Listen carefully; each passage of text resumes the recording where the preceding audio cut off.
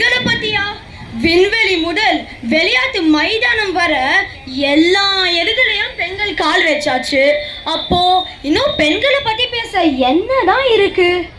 பொண்ணுங்க எல்லா இடத்துலயும் கால் தரம் பதித்தாலும் பெண் பாதுகாப்பு பத்தி 100% அவநம்பிக்கை தான் இருக்கு.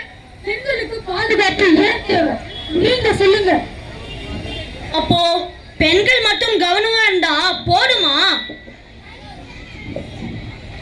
பொண்ணுங்க ராத்திரியில வெளியே போக கூடாதா? அவங்க நேரத்தை மாத்திக்கணுமா? சுதந்திரத்தை குறைச்சுக்கணுமா? இல்லனா நம்மள மாத்திக்கணுமா? பெண்களை பாதுகாக்க வேண்டியது யாருடைய பொறுப்பு?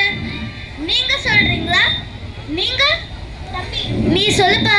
பெற்றோர்களுடையதா, பெண்களுடையதா, சமூகத்தினுடையதா, இல்ல அரசாங்கத்துடையதா? அப்போ ஆண்களுடைய பொறுப்பு இல்லையா? வாங்க கொஞ்சம் யோசிப்போம்.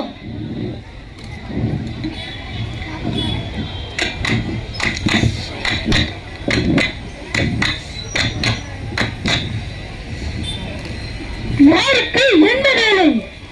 நான் ஷெஃப் ஆகணும். நான் பைலட் ஆகணும். எனக்கு நர்ஸ் ஆகணும்னு ஆசை. மெரைன் இன்ஜினியரிங் என்னோட கனவு. என்னடா இது? ஆளாளுக்கு மாத்தி மாத்தி சொல்றீங்க. ஆண்கள் செய்ய வேண்டியதை பெண்கள் ஆசைப்படுறீங்க, பெண்கள் செய்ய வேண்டியதை ஆண்கள் ஆசைப்படுறீங்க. அப்போ வேலைக்கு கூட ஜெண்டர் இருக்கா என்ன? நீங்க என்ன நினைக்கிறீங்க? திறமைக்கு ஜெண்டர் இல்லையே. வாய்ப்புக்கு ஜெண்டர் இருக்க கூடாது, அப்படிதானே? ஆண் பெண் இருவரும் வேறு வேறு, அவர்களுடைய கனவுகளும் வேறு வேறு. கனவு யாருடையது என்று தான் பார்க்கணும். ஆனா பெண்ணாலாம் பார்க்கலாமா சொல்லுங்க? நம்ம வீட்டில் ஒரு வேலையை ஆம்பளைங்க செய்கிறது இல்லை பொம்பளைங்க செய்கிறது நம்ம பிரித்து பேசியிருப்போமா? இல்லை உங்கள் வீட்டில் நீங்கள் அப்படி பேசியிருக்கீங்களா? நீங்களே யோசிச்சு பாருங்க. உங்க வீட்டுல ஒரு பொண்ணு நான் பைலட் ஆகணும் அப்படின்னு சொன்னா இந்த ரியாக்ஷன் என்ன? ஒரு பையன் நான் ஷெஃப் ஆகணும் அப்படின்னு சொன்னானா நம்ம ரியாக்ஷன் என்ன?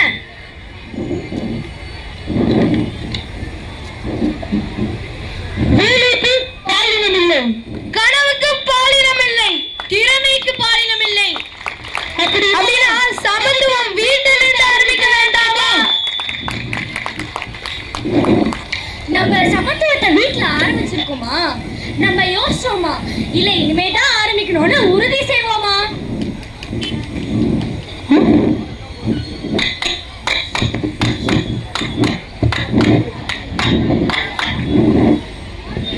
சமத்துவம் என்பது வாய்ப்பு கொடுப்பது மட்டும் அல்ல, தேர்ந்தெடுக்கும் உரிமையையும் மதிப்பது. அம்மா ஒரு காஃபி போட்டோமா? அம்மா காஃபி போடுமா? அம்மா காஃபி. ஏண்டா இத்தனை நேரம் காஃபி காஃபி கத்துறதுக்கு நீ எப்படி பார்த்து குடிக்கலாம்ல? என்னது நானா? நான் எப்படி கிச்சனுக்கு போய் காஃபி போடுவேன்? நான் பாய்ப்பா. நான் பாய்ப்பா? அப்ப இதுதான் பிரச்சனையா? பால் ஆகட்டும் பால் ஆகட்டும், வேலையில என்ன வித்தியாசம்? நம்ம வீட்டுல வீட்டு வேலை யார் செய்யறாங்க? அம்மா மட்டும்தானா? அப்பாவா? இல்ல பசங்களா? இல்ல நம்ம எல்லாரும் ஷேர் பண்றோமா? உங்க வீட்டுல எப்படி? என்ன எடுத்துக்கோங்க, நானும் அம்மாவும் எல்லா வீட்டு வேலையும் ஷேர் பண்ணி தான் செய்யறோம். அதனாலதான் நாங்க 2 பேரும் எந்தெந்த கரியர்ல சக்சஸ்ஃபுல்லா இருக்கோம். நாங்க ஒரு நாளும் இன்ஃபீரியரா சுப்பீரியரா நினைச்சதே இல்லை. ஆமால கரெக்ட் தானே. கொஞ்சம் யோசிங்களேன். உங்க வீட்டுல வீட்டு வேலைன்னு சொல்லும் போது உங்களுக்கு உங்களோட அம்மாவும் அப்பா 2 பேருமே ஞாபகம் வராங்களா இல்ல ஒருத்தங்க தான் ஞாபகம் வராங்களா? ஒரு பொண்ணோட வெற்றிக்கு பின்னால ஒரு ஆண் இருக்கணும்ன்ற அவசியம் இருக்கா இல்லையா? ஒரு பொண்ணோட வெற்றி பின்னால ஒரு ஆண் இருக்கானோ இல்லையோ, ஒரு ஆண் கூட வெற்றி பாதையில தடையா இருக்கவே கூடாது, அப்படித்தானே?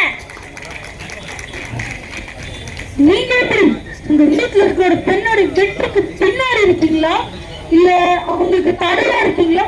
அவங்க கூட இருக்கீங்களா? யோசிச்சு பாருங்க மக்களே.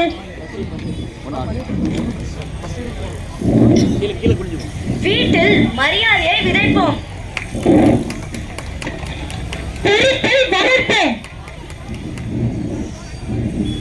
கேலி செய்வதை விட ஊக்கப்படுத்துவோம். சமத்துவத்தை கற்பிப்போம். நல்ல மகன்களா வளர்வோம், நல்ல சமூகமாக வாழ்வோம். அதுதான் உண்மையான முன்னேற்றம். ஒரு நல்ல சமூகம் எதனால உருவாகுது?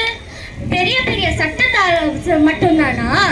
அது சின்ன சின்ன பழக்கத்தால தான் உருவாகும். அதான் அந்த சின்ன சின்ன பழக்கங்களை நம்ம வீட்ல இருந்து ஆரம்பிச்சிருக்கோமா? கொஞ்சம் யோசிங்க.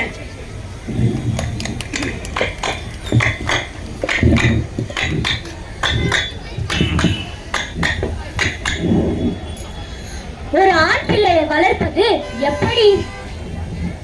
உங்க வீட்ல நைட்டு ஒரு பொண்ணு தனியா நடந்து போகும்போது நீங்க என்ன சொல்லுவீங்க? ட்ரெஸ்ஸ ஒழுங்கா போடு, ஃபுல் சார்ஜ்ல போன் எடுத்துட்டு போ, ராத்திரியில தனியா போகாத, யாரையும் நம்பாத. இதெல்லாம் எனக்கு மட்டும் தானா? அப்போ ஆண் குழந்தைக்கு என்ன சொல்லி கொடுக்கிறோம்? நம்ம சொல்லி இருக்குமா இல்ல அட்லீஸ்ட் யோசிச்சிருக்குமா? நல்ல ஆணாக இருப்பது பெண்களை காப்பாற்றுவதற்கு மட்டுமல்ல, பெண்கள் பாதுகாப்பாக இருக்க வேண்டிய சமுதாயத்தை உருவாக்குவதற்கும் தான். பெண்ணின் உடை அவளுடையது, அவளுடைய நோ தான், அவளுடைய சைலன்ஸ் எஸ் இல்ல, அவளுடைய எல்லை அவளுடைய உரிமை. அந்த எல்லையை நாம் மதிக்கிறோமா? அவளை மாற சொல்லலாமா? உன்னை மாற்றிக்கொள், மாற வேண்டியது அவளா இல்லை நம்ம மனநிலை. ஒரு நிமிஷம்.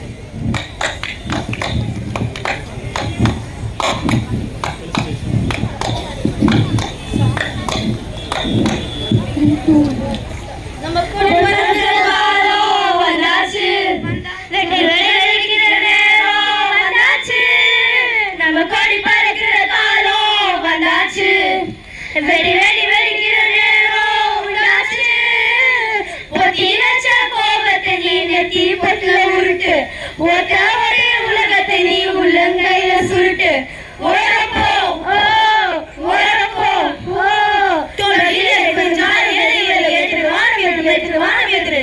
நம்ம கொடி பறக்கிற காலம் வந்தாச்சு, வெடி வெடி வெடிக்கிற நேரம் வந்தாச்சு, நம்ம கொடி பறக்கிற காலம் வந்தாச்சு, வெடி வெடி வெடிக்கிற நேரம் உண்டாச்சு.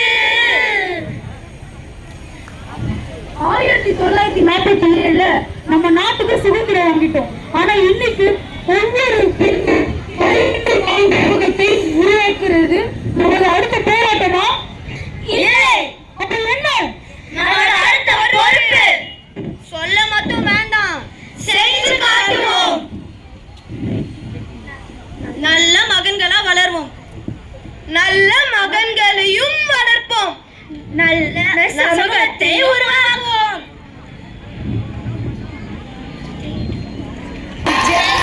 ஜெய் ஹிந்த்.